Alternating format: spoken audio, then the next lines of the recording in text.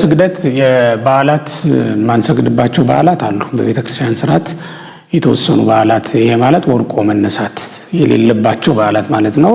የሰንበት ማለት ዕለተ እሑድ ናት እና ሌሎቹ የሚካኤል የከመላእክት የእመቤታችን በ21 እና የጌታችን ደግሞ በ29 እንዲሁም ማንሰግድባቸው ቀኖች ናቸው። እነዚህ ማንሰግድበት ብለን ስንናገር ግን በነገራችን ላይ በመጀመሪያ ላይ ስግደት የሌለበት ቀን የለም። እንደው ዝም ብለን እንደ ድምዳሜ ስናየው ማለት ነው። ስግደት የሌለበት ቀን የለም ብዬ ያነሳሁት ለምንድን ነው? አንዳንዱ ሰው ቀኖና ካልተሰጠው ወይም ጾም ካልሆነ መስገድ ስለማይፈልግ ነው። ግን ጸሎት ከስግደት ጋር፣ ምጽዋት ከትህትና ጋር አይደለም እንለው። ፍቅር፣ ትህትና፣ ምጽዋት፣ ጸሎት የምንላቸው ነገሮች አብረው የሚሄዱ ነገሮች አሉ ማለት ነው። እነዚህ ነገሮች አብረው የሚሄዱ ናቸው።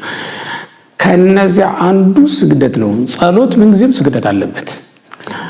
ለምሳሌ ጸሎት ማለት አቡነ ዘበሰማያት ነው። በአቡነ ዘበሰማያት በእያንዳንዱ የሰባቱ ጊዜያት 12 አቡነ ዘበሰማያት ነው የታዘዝነው።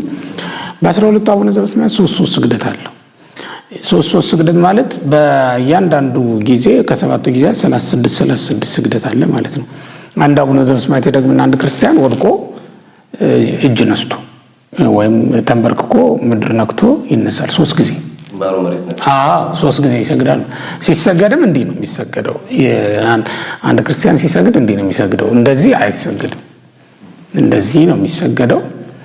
የፍጹም መገዛት ምልክት ይሄ ነው። እንደዚህ ይሄ የመውደቅ ነው እንጂ የተገዥነት ምልክት አይደለም። ከዚህ የተነሳ ምን እንላለን? እንደዚህ ብለን ወድቀን እንነሳለን ማለት ነው። ይሄ ወድቆ መነሳት በአንድ አቡነ ዘበሰማያት 3 ጊዜ ከሆነ 12 ጊዜ ስታረገው ስንት ይሆናል ማለት ነው? 36 ስግደት አለ ማለት ነው። ይሄንን ስለታዘዝን ነው በፍትሐ ነገሥት አንቀጽ 14 ይሄን ስለታዘዝን ነው ስግደት የሌለበት ቀን የለም ብለን የምናውጀው። ከዚህ ምክንያቱም አቡነ ዘበሰማያት ሳትል አትውልም አይደል? አቡነ ዘበሰማያት ሳትል ካላልክ ሳትሰግድ አትውልም ማለት ነው። በሌላ አነጋገር አሁን እነዚህ የበዓላት ቀን አነሰግድም ብለን ስንናገር ያድነኑ ስግደት ልንሰግድ እንችላለን። መሬት ነክቶ መነሳት ግን ከበዓላት ውጭ ባሉ ቀናት የምናደርገው ነው። ለምሳሌ አሁን የሚቀጥሉት ቀናት የበዓል 50 ቀናት ናቸው አይደል?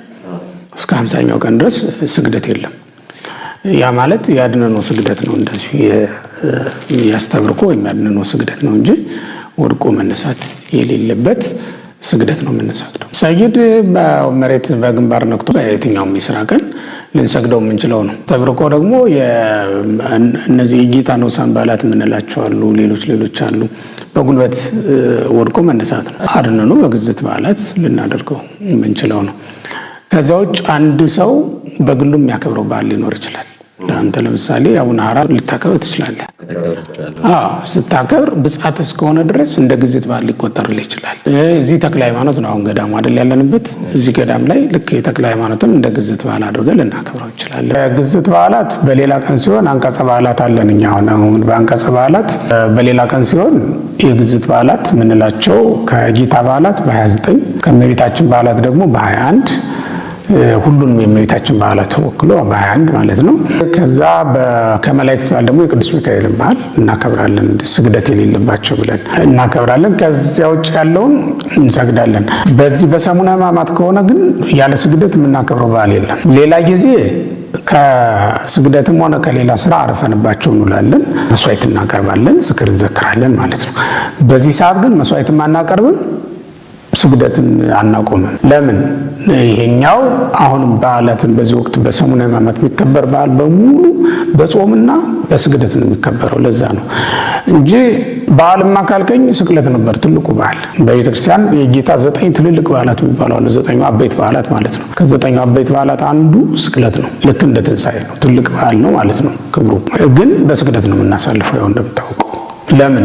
በሰሙነ ሕማማት ምን ጊዜም ያለ ስግደት በዓል። ምክንያቱም ጌታ ተይዞ በአይሁድ እጅ እየተገፋ እየወደቀ አንተ እንዴት ነው ተቀምጠህ በዓል የምታከብረው? ዛሬ ማርያም ናት ዛሬ ሚካኤል ነው ብለህ እንዴት ነው ተቀምጠህ አርፈህ የምትውለው? ምክንያቱም በዛ ቀን እኮ ለአንተ ክርስቶስ ላቡ እንደ ደም እየወረደ ነው። ላብ አይደለም ደም ነው የወረደው።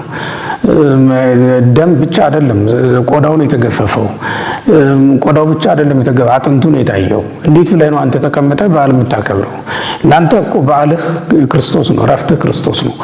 ማረፍ የጀመርነው ራሱ ማረፍ የቻልነው እኮ በክርስቶስ ሞት ነው። ያንን መከራ ስለተቀበለልህ ነው ማረፍ የቻልከውና ማረፍ የቻልክባት ቀን ያች ናት። ክርስቶስ መከራ የተቀበለልህ ቀን ማለት ነውና የዛን ቀን መከራው የምንሳተፍበት ቀን። ስለዚህ ምንም እረፍት የሚባል ነገር በዛ ቀን የለም ማለት ነው። ማንቆርበው በሌላ መንገድ በዓል ማናከብረው ከዚህ የተነሳ ነው።